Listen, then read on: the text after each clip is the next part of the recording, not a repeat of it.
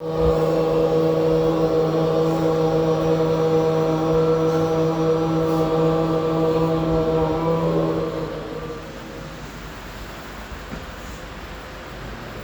बार फिर से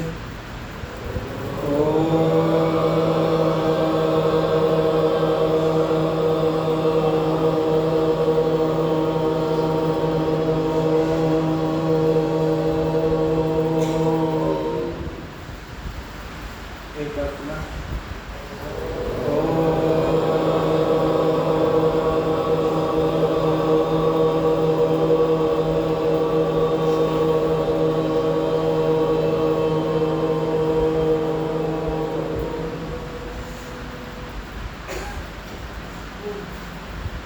अग्न आया हि पीतये गृणानो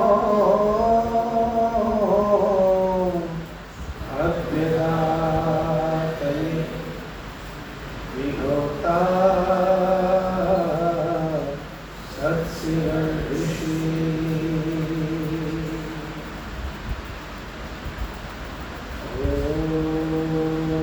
शांति शांति शांति।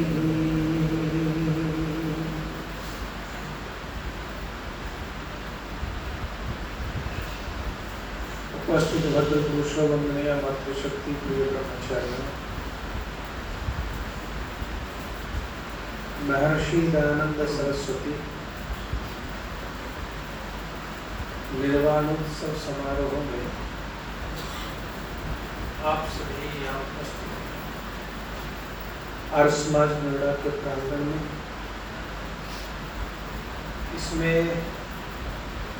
आज जो ब्रह्मचारियों ने कार्यक्रम दिए हैं,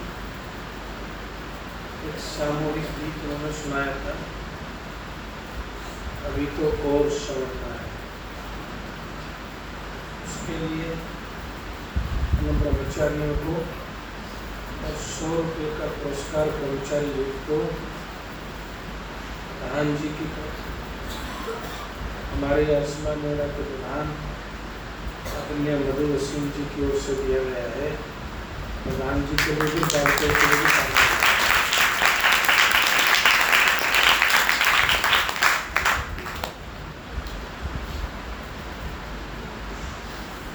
अब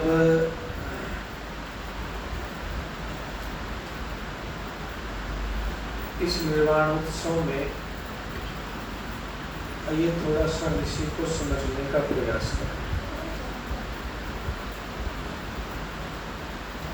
समस्या यही बढ़ती जा रही है समाजों में भी कि सिद्धांत की, सत्य की, ऋषि की जानकारी बहुत कम लोगों को रह गई है।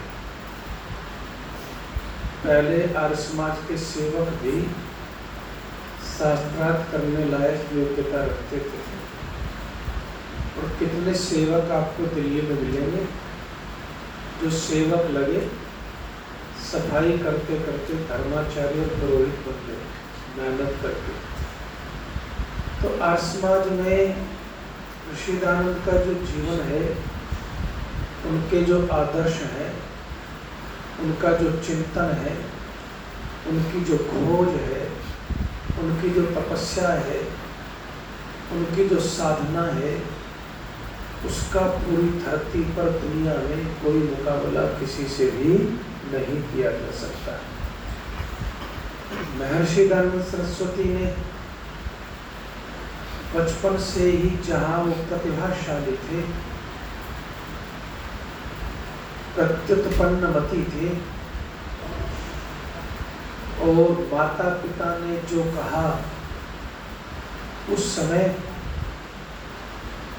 उसको देखते हुए यजुर्वेद उन्होंने याद कर लिया, बहुत सारे संस्कृत के श्लोक याद किए, स्तुतियाँ याद की, इधर उधर की बहुत सारी पढ़ाई की।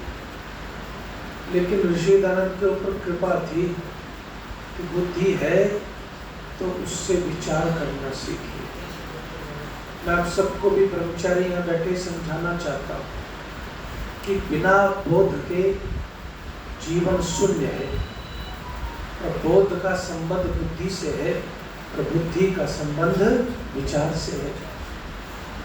एक व्यक्ति जो है साधारण है, एक दुकान में पोछा लगाता है, बर्तन मांजता है, चाय बनाता है, और चाय बना करके लोगों को पिलाता है, और चाय बना करके लोगों को पिलाते पिलाते चाय की उबली हुई केतली भी जो है, चाय में केतली के ढक्कन को ऊपर उठते हुए देखता है।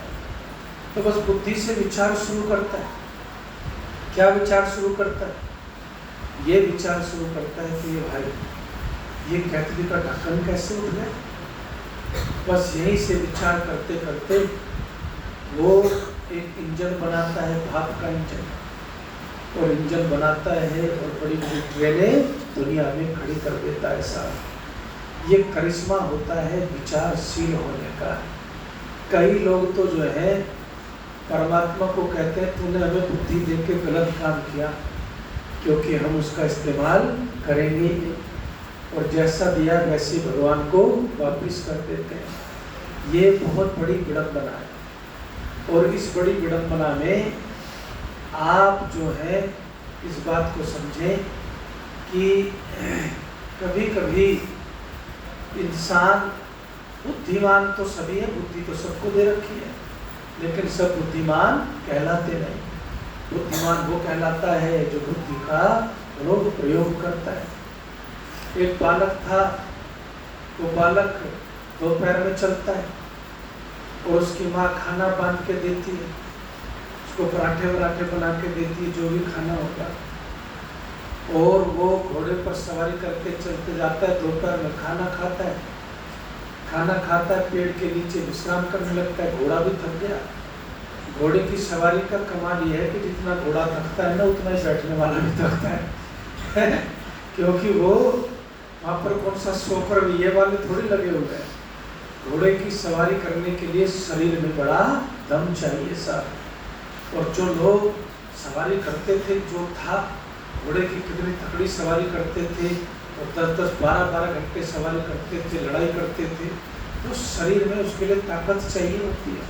तो जितना घोड़ा थके उतना इंसान थके उसकी सवारी करके। तो लेट गया, नींद आ गई तो दोपहर ढल रही थी, और पत्तों की छाया शरीर पर पड़ रही थी, और पड़ते हुए जो है देखा कि भाई जैसे पत्ते ऊपर वैसे नीचे, जैसा कट ऊपर वैसे नीचे मेरे शरीर पर। उस बालक का नाम था पोटो। तो पोटो ने जो है विचार करना शुरू किया, ये क्या बात हुई, ऊपर पेड़ लेकिन नीचे छाया वैसी की वैसी आकृति बनी हुई है, वैसी आकृति बनी हुई है। बुद्धि से विचार किया तो फोटो से क्या हो गया, फोटोग्राफी का आविष्कार हो गया साहब। आज फोटो के बिना आदमी को चैन नहीं, अपनी जान गंवाने को तैयार है, लेकिन सेल्फी लेना बोलो नहीं छोड़ना। तो फोटोग्राफी का भी आविष्कार कर दिया। ऋषि दानव के ऊपर ये कृपा थी। तब वो कौन सा बिरजानंद जी के पास गए थे, जब उन्होंने शिवरात्रि का बोलो व्रत रखा, शिवरात्रि का व्रत रखा, निष्ठा से रखा, ईमानदारी से रखा, सत्यता पूर्ण किया। और जब व्यक्ति ईमानदारी से, निष्ठा से, सत्यता से जो है कार्य करता है, तो फिर जो है क्या होता है, फिर ये होता है कि जीवन में आपको कुछ न कुछ उसका जो रिजल्ट है वो हमेशा पॉजिटिव आता है। काम अगर ठीक न भी हो, लेकिन उस गलत काम में भी अगर एक ऑनेस्टी है, जैसे ऋषि दानव के जीवन में थी, तो उन्होंने व्रत रखा। पिताजी ने कहा, माँ ने तो मना किया, बालक है जाने दो, इतना कठोर व्रत है, अभी तो व्रतों का महीना ही चल रहा है साहब, अभी करवा चौथ का व्रत गया, फिर अभी अष्टमी का व्रत गया। करवा चौथ के व्रत में जो वो कथा है ना, वो तो महापकवास है, उसमें तो कुछ रखा नहीं, लेकिन आप अगर उसकी जगह यज्ञ कर दो तो उसके जो और परंपरागत जो चीज़ें हैं उनका सिद्धांतों से कोई विरोध नहीं। जैसे कि आप अपने माता पिता को कपड़े दें तो उसमें क्या विरोध है, आप पति के साथ बैठ के खाना खाएं उसमें भी कोई विरोध नहीं है, और कहीं किसी चीज में कोई विरोध नहीं। लेकिन वो कथा जो है तो वो भयंकर कथा है, वो कहाँ से आई भगवान जाने। तो मैं क्या समझाता हूँ महिलाओं को, चलो व्रत रखो कोई बात नहीं, एक आध दिन पेट को आराम ही तो मिल रहा है, लेकिन आप कथा के बजाय यज्ञ करो। आई अष्टमी का व्रत रखते हो, बच्चों की पसंद का खाना बनाते हो, चलो रखो, लेकिन उस कथा के बजाय आप यज्ञ करो और प्रार्थना करो, उसको थोड़ा सा शुद्धिकरण कर लो। तो कई चीजें शुद्धिकरण से बनती है। महर्षि दयानंद सरस्वती ने भी व्रत रख लिया, और व्रत रखा ईमानदारी से। जब त्रिलोकी नाथ के दर्शन होने वाले हों, और वो भी एक दिन के व्रत में मुलाकात होने वाली हो उस परमात्मा से जिसको सारी दुनिया खोजती है, तो ऋषिदान ने घाटे का सौदा किया था क्या जी? मैं बोलो तो सही, थोड़ा तेजस्वी होकर बैठो। ऋषिदान ने कोई घाटे का सौदा किया? एक दिन के सुबह से रात के 12 बजे अगर त्रिलोकीनाथ है, त्रिकालदर्शी कहते हैं लोग, लेकिन ऋषिदान ने क्या लिखा सत्ता प्रकाश में कि परमात्मा त्रिकालदर्शी नहीं होता। ये मूर्खता की बातें हैं। हमने पूछा क्यों, तो कहते हैं कि परमात्मा का तो एक ही काल होता है, त्रिकाल तो उसके होंगे जो पहले था अब नहीं है आगे नहीं होगा। परमात्मा का तो एक ही काल है, वो हमेशा रहता है। तो बड़े बड़े विशेषण है शिव को लेकर के, शिव को लेकर के कथाएं सुनिए, शिव पुराण पढ़िए और शिव के तांडव को सुनिए, रावण का जो है वो पढ़िए, जो जटाटवी गलत ज्वला है, दीपक जी कहाँ गए? दीपक जी उसको सुनाते थे पहले। तो कितनी जो है चीजें होती हैं, उन सब चीजों में आपको क्या करना पड़ता है, बड़ी निष्ठा से लग जाते हैं लोग। और सबसे बड़ी विचित्र बात तो ये है कि शिव के जितने भी भक्त हैं वो भांग के बोलो बहुत प्रेमी है साथ, क्योंकि वो सोचते हैं कि भांग की बूटी पीने से शिव जी महाराज भी प्रसन्न होते हैं। तो शिव जी महाराज कैसे प्रसन्न होते हैं भांग की बूटी पीने से? अभी तो कावड़ियों का मैंने आपको बताया ही था पीछे। तो वो सब चीजें अपनी जगह है, लेकिन एक बालक उसके मन पर प्रभाव पड़ा। क्या प्रभाव पड़ा? ये प्रभाव पड़ा कि ईमानदारी से आज बैठूंगा, व्रत करूंगा और रात के 12 बजे तक कोई मिले न मिले, लेकिन मैं उस शिव शंकर से जो है जरूर मुलाकात करूंगा।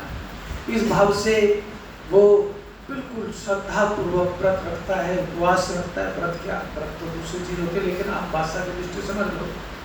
उपवास करता है, और उपवास करने के बाद जब रात के 12 बजे भी जो है कुछ न हुआ, बल्कि जितने भक्त थे, जितने पुजारी थे, जितने जो है भांग की बूटी लगाने वाले थे, ढोल मजीरे पर गाने वाले, भक्ति करने वाले, धीरे धीरे सब जो है सोते चले गए। मंदिर के ही प्रांगण में लेट हो गए साथ, कुछ घर चले गए, कुछ वहीं लोटपोट हो गए, कोई भी जाग रहा।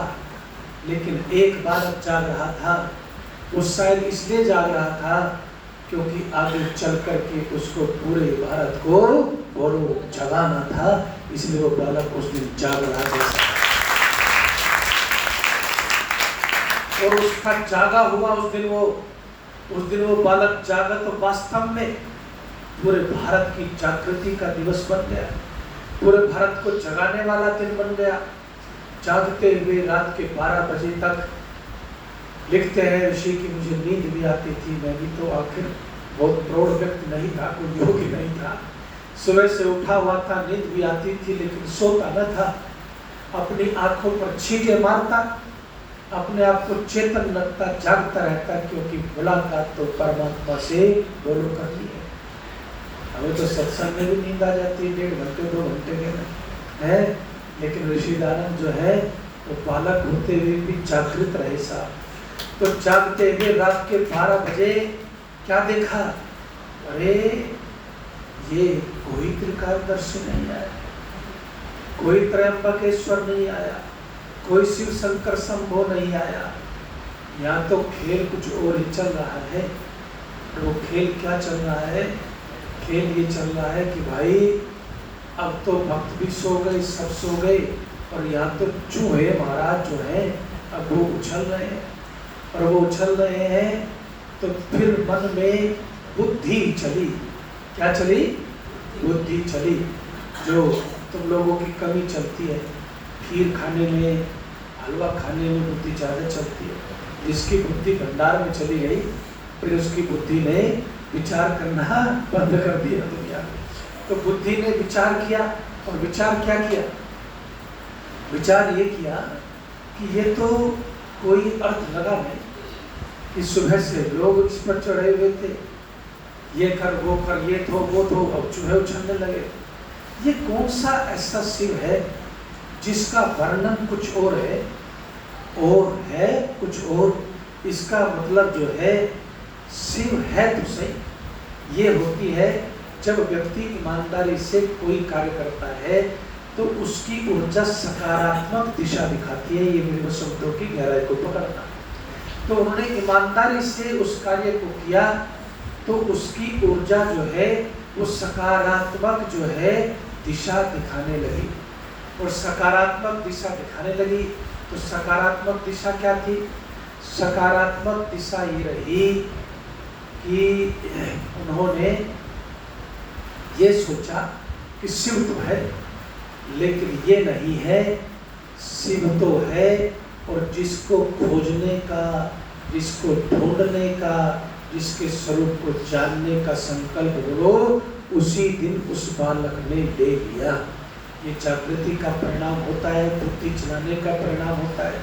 और फिर जो संकल्प लिया, वो संकल्प जो है टूटा नहीं, वो संकल्प छूटा नहीं, बल्कि उस संकल्प की पूर्ति के लिए अगर कुछ छूटा तो घर छूट गया, अगर कुछ छूटा तो मोह माया छूट गई, अगर कुछ छूटा तो वे आभूषण छूट गए जो आभूषण सोने के थे, ऋषि को पहनाए थे।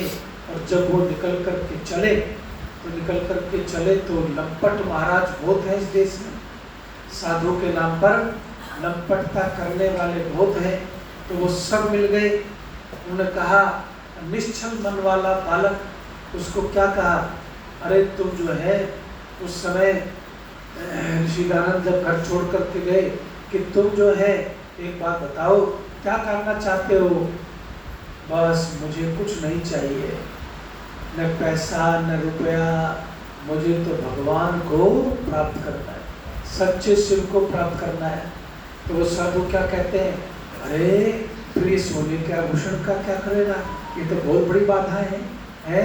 ये कुंडल पहन रखे हैं तूने, या अंगूठी पहन रखी है, चैन पहन रखी है, ये सब हमें दे दे, ये सब हमें दे दे, क्योंकि ये सब बाधक है परमात्मा को प्राप्त करने में।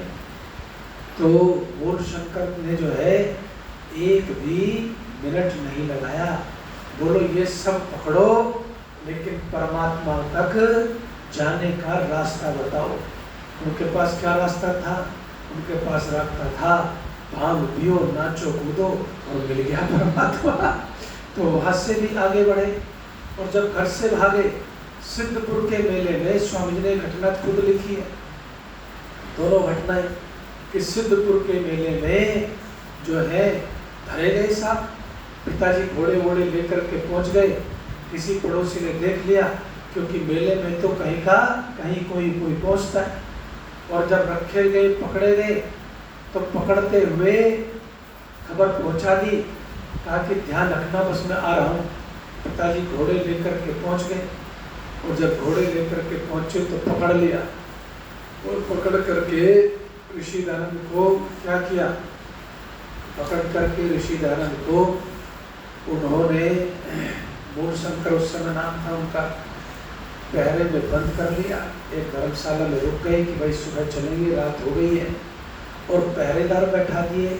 पहरेदार गेट पे नहीं, तख्त के पास, पहरेदार तख्त के पास बैठा है कि ये उठ करके तख्त से भी उठना नहीं चाहिए, ये मेरा बेटा बड़ा चालाक है, फिर भाग जाएगा, क्योंकि इसको घर का हमारा कोई मोह इसमें नजर नहीं आता। लेकिन पहरेदार भी कब तक जागते, क्योंकि जागे हुए को कोई रोक बोलो नहीं सकता। श्री ऋषिदान ने क्या खोजा, जो जागा रहा तम ऋचः कामयन्ते, कि जो जागरूक है सारी व्यवस्थाएं उसी के लिए है, जो जागरूक है व्यक्ति सारी दुनिया उसी के लिए है, जो जागरूक है व्यक्ति सारा काम उसी के लिए है, जो सोने वाला है उसके लिए न कोई काम है, न कोई धाम है, न कुछ है, सब कुछ उसी के लिए है। तो इसलिए मैं कहता हूँ कि आप जो है इस बात को समझिए कि आप जागृत बनिए, जागरूक रहिए, और जागृत रह करके जो भी आप काम कर सकते हैं वो अच्छा काम आप करते जाइए। तो जो बात मैं आपसे इस समय कहने लगा हूँ, तो ऋषि दानव जो है लेटे हुए हैं लेकिन नकली खर्राटे भर रहे हैं। कैसे खर्राटे भर रहे हैं? नकली खर्राटे। अब वो उन्होंने सोचा, जो बेचारे पहरेदार रखे थे जिनको जागने के पैसे मिलने थे, वो भी धीरे धीरे 3 बजे तक जो है सो गए, लेकिन जो खर्राटे लेने वाला था वो लोग जाग रहा था साहब। उसने देखा अगर मैं धीरे से उठूं, सारी रात के जगे हुए पहले पैर में आकर के ये भी सो गए हैं, तो अब जो है ये फिर निकला जा सकता है। लोटा उठाया और चल पड़े। लोटा इसलिए उठाया कि डंडे वंडे से बचने का एक उपाय हो जाएगा। अगर पकड़ लिया तो कहेंगे कि मैं बाहर शौच आदि से निवृत्ति के लिए जा रहा हूँ, लेकिन कोई उनमें से उठा नहीं और ऋषिदान चले गए। ऋषिदान ने लिखा है कि भाई जब मैं पहुंचा तो पिलखंड के पेड़ के नीचे पहुंचा, और पिलखंड के पेड़ के नीचे मैं ही समझ गया कि इस पेड़ पर घने पत्ते हैं, क्योंकि घोड़ों के आगे कितना भागूंगा, कहाँ तक भागूंगा, रास्ते पर पकड़ा जाऊंगा। कुछ दूर जाकर के पिलखंड के पेड़ पर चढ़ गया और घने पत्तों में ऊपर जाके शाखाओं में मजबूत तने पर चुपचाप बैठ गया। और कहते हैं थोड़ी देर बाद वही काम हुआ, पिताजी जगे और उनको भी डांट वाट करके घोड़े तैयार किए और दौड़ते हुए उसी पिलखंड के पेड़ के नीचे घोड़े आ गए थोड़ी देर में। इसी कहते हैं कि मैंने तो अपनी सांसों को भी रोक लिया कि उसकी भी आवाज नीचे न चली जाए, क्योंकि उद्देश्य कोई बहुत बड़ा था, मन में संकल्प कोई बहुत बड़ा था, धारणा कोई बहुत बड़ी थी, और उस धारणा की दृष्टि से ऋषि ने जो है वहां से यात्रा फिर अपनी प्रारंभ की, और निश्चित रूप से भटकती हुए इस समाज को, भटकती इस दुनिया को ऋषि दानव ने रास्ता दिखाया, मार्ग दिखाया।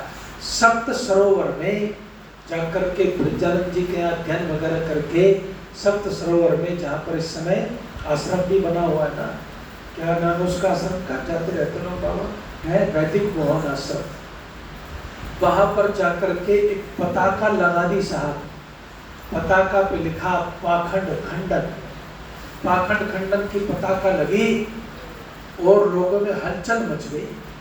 हलचल ये मच गई, ये क्या आदमी है भाई, ये कौन सा पाखंड खंडन कर रहा है। सब लोग अपने मत का, मजहब का, पंथ का प्रचार करने में लगे थे, और ऋषि दानव जो है केवल वेद का प्रचार करने में जुट गए और असत्य के अंधकार को मिटाने में जुट गए। तो ध्यान रखो, आसुरी ताकतें प्रबल दिखती हैं, लेकिन जब आप एक बार लड़ने का निर्णय ले लेते हैं ना, तो धीरे धीरे सब आसुरी ताकतें छटने लगती हैं। तो ऋषि दानव के पास वहां पर जो है बहुत लोग आए, और बहुत लोग आए, आकर के उन्होंने क्या किया, आकर के शास्त्रार्थ करें, जिज्ञासा करें, प्रश्न पूछें, लेकिन ऋषि दानव के ऐसे उत्तर आते थे कि बहुत सारे पंडितों ने अपने हाथों से मूर्तियां उठा करके गंगा में प्रवाहित कर दी। ये करिश्मा ऋषि दानव का था। दूसरा, ऋषि दानव ने क्या महसूस किया उसको समझिए। ऋषि दानव ने महसूस किया कि अभी मुझे और तपस्या करनी पड़ेगी, उस समय वो रेशमी वस्त्र वगैरह पहन लेते थे, लेकिन ऋषि ने जो है कौपीन धारण कर लिया और वहाँ से सीधे हरिद्वार से हिमालय की तरफ बढ़ते चले गए।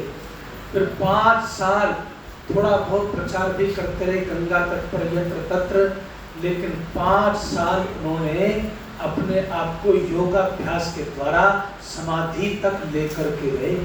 और जब समाधि तक लेकर के गए तब ऋषि दानंद ने महसूस किया कि अब मेरी आत्मा में बोलो परमात्मा की कृपा का प्रकाश जुड़ गया है। अब मैं लोगों में प्रचार करने लायक बन गया हूँ, लोगों को रास्ता दिखाने लायक बन गया हूँ। और फिर आकर के समाधि सुख को छोड़ करके पूरी तरह से महर्षि दयानंद सरस्वती ने केवल जो है वो सारा का सारा जीवन वेद के, सत्य के, धर्म के प्रचार और प्रसार में जो है वो संपूर्ण जीवन लगा दिया साहब। और इसीलिए मैं ऋषिदान के दर्शन को थोड़ा सा आपको समझना पड़ेगा। ऋषिदान का दर्शन क्या है? सबसे बड़ी भ्रांति जो है ऋषिदानंद ने महसूस की वो वेद के नाम पर थी। किसके नाम पर थी? वेद के नाम पर थी साहब। वेद के नाम पर क्या था? सबसे पहले तो ये भ्रांति थी कि वेद तो है ही नहीं। क्या नहीं है बोलो? वेद तो है ही नहीं, क्योंकि वेदों को तो शंकासुर कहाँ ले गया? पाताल लोक में ले गया। और जब ऋषिदानंद ने वेदों को खोजा और वेद पढ़े तो ऋषिदानंद ने क्या बैनर लगवाए कि आओ वेदों की ओर लौटो, क्योंकि ऋषिदानंद ने शंकासुर का वध कर दिया है और भारत के लोगों के लिए फिर से वेदों के पठन पाठन की व्यवस्था कर दी। और दूसरी जो बीमारी पकड़ी ऋषिदानंद ने, वो बीमारी बड़े कमाल की थी जिसको कोई पकड़ नहीं पाया ऋषिदानंद के अलावा। वो बीमारी कौन सी थी? देखिए, महात्मा बुद्ध के सामने भी प्रश्न खड़ा हुआ। महात्मा बुद्ध के सामने भी प्रश्न कौन सा खड़ा हुआ? महात्मा बुद्ध के सामने ये प्रश्न खड़ा हुआ कि उन्होंने पूछा किसी से, ये पशु कहाँ ले जा रहे हो बलि के लिए? बलि कहाँ लिखी है? शास्त्रों में लिखी है। किसने कहा? पहले पंडितों ने। तो बुद्ध ने कहा मैं ऐसे पंडितों को नहीं मानता। उन्होंने कहा और बलि कहाँ लिखी है? शास्त्रों में। बोला मैं ऐसे शास्त्रों को नहीं मानता। फिर बोले शास्त्रों में कहाँ लिखी है? वेदों में। तो महात्मा बुद्ध ने क्या कहा? मैं ऐसे वेदों को नहीं मानता। लेकिन ऋषिदानंद ने क्या किया? ऋषिदानंद के सामने सीधी एक समस्या थी कि स्त्रियों को पढ़ना नहीं चाहिए। कहाँ लिखा? पंडित क्या कहते थे? वेदों में। अब इसका मतलब क्या है कि पहले वेदों को जानना पड़ेगा। भाई ये वेद क्या है, इनमें लिखा भी है कि नहीं लिखा है? मूर्ति पूजा का विधान कहाँ है? बोलो, वेदों में। शूद्र जो है वो छूत है, कहाँ लिखा है? वेदों में। और स्त्री पढ़ नहीं सकती, विधवा विवाह हो नहीं सकता, ये कहाँ लिखा है? वेदों में। स्त्री को सती हो जाना चाहिए, कहाँ लिखा है? वेदों में। परमात्मा के अनेक रूप है, ये कहाँ लिखा है? वेदों में। तो ऋषिदानंद समझ गए बीमारी जो है कहाँ से चल रही है? बोलो, वेदों से चल रही है साहब। तो ऋषिदानंद ने व्याकरण पढ़ने के बाद, गुरु विचानंद के चरणों में जाने के बाद, समस्त विद्या को ग्रहण करने के बाद ऋषिदानंद ने वेदों को पढ़ा। और वेदों को पढ़ने के बाद फिर ऋषिदानंद ने आर्टिकल छापे, लिखे वेद भाष्य के विषय में। और उस समय पहली बार ऋषिदानंद ने अग्नि का अर्थ परमात्मा किया। जब अग्नि का अर्थ परमात्मा किया तो उस समय महर्षि दयानंद सरस्वती जब अग्नि का अर्थ परमात्मा कर रहे थे तो महर्षि दयानंद सरस्वती ने जो है इसके आर्टिकल छपवा करके जब बांट दिए तो पंडितों में हल्ला मच गया। अरे ये कौन सा विद्वान आ गया जो अग्नि का अर्थ परमात्मा कर रहा है, जो वायु का अर्थ भी परमात्मा कर रहा है। तब ऋषि ने कहा इस संदर्भ प्रसंग के अनुसार परमात्मा का नाम अग्नि भी बोलो हो सकता है, परमात्मा का नाम वायु भी हो सकता है। और तब जो करिश्मा हुआ, वो करिश्मा क्या हुआ, जो लोग वेदों के नाम पर स्त्री शिक्षा पर प्रतिबंध लगाते थे ना, उनको ऋषि नारद ने क्या कहा, उनको कहा कि अब मुझे बताओ कौन सा मंत्र है जहां पर लिखा हुआ है कि स्त्रियां पढ़ नहीं सकती, मुझे दिखाओ और मैं तुम्हें वो मंत्र दिखाता हूं जहां पर स्त्रियों को सब कुछ पढ़ने का बोलो अधिकार दिया जाता है। और जो मुखर थी आवाजें, उन मुखर आवाजों पर ताले पड़ते चले गए, और उल्टा ये हुआ कि जो वेद विरुद्ध बातें थी उनको छोड़ने पर ऋषिदान ने लोगों को मजबूर कर दिया। और मैं आज आपको यही बात समझाना चाहता हूँ, ऋषिदान के जीवन से कुछ सीखना चाहिए, प्रेरणा लेनी चाहिए, और प्रेरणा लेंगे तो फिर आप सब भी जो है कुछ सीख सकते हैं। आइए कुछ लाइनें जो बहुत पुरानी हैं, अभी कुछ कहना चाहें?